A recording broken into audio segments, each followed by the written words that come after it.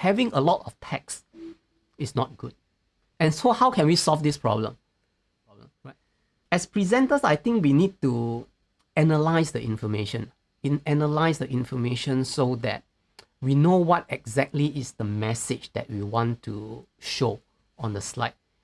And then when we know what's the message that we want to show, and when we talk about the things surrounding that message, then it will be meaningful for the audience. So instead of slides that are very cluttered, if we bring out and break up the information, we can come up with slides that are more impactful. Things like that, maybe use pictures with keywords on it, right? And you want to talk about, wow, is it time for a break? Is coffee the best thing for break? Does bitter go with sweet?